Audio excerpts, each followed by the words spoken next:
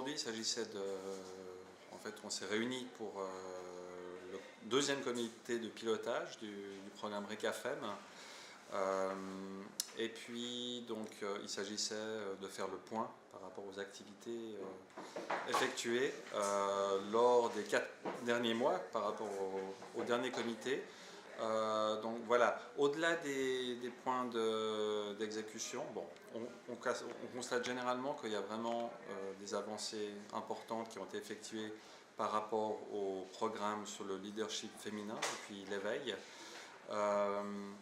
Mais j'allais dire, au-delà des simples taux d'exécution, on voit qu'il y a certaines choses qui prennent véritablement, que la mayonnaise commence à prendre. Et moi, ça me paraît vraiment très prometteur en termes de résultats, en termes d'effets.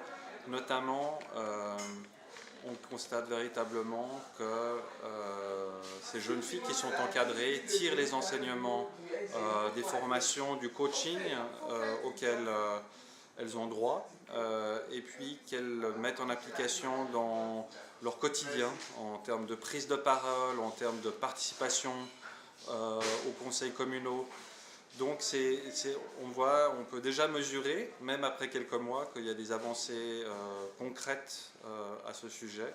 Et puis, ce que je retiens aussi, c'est l'importance du réseautage entre les femmes lorsqu'il s'agit de renforcer ce leadership, notamment avec l'objectif d'avoir un leadership politique renforcé dans l'optique des élections communales de 2019. Il s'agit de la deuxième session du comité de pilotage du programme de renforcement des capacités d'action des femmes à la phase 4. En fait, c'est un programme financé par la coopération suisse.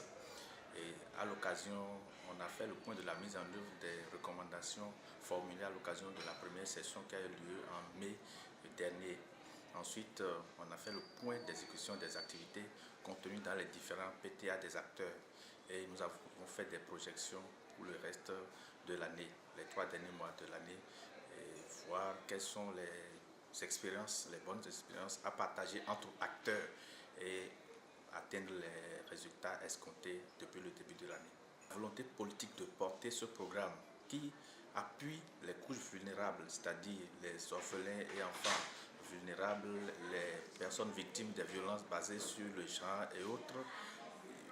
Cette volonté se remarque au plus haut niveau. Par exemple, aujourd'hui, Madame le ministre du Travail, de la fonction publique et des Affaires sociales était venue nous assister, nous encourager et donner des orientations pour que les objectifs soient véritablement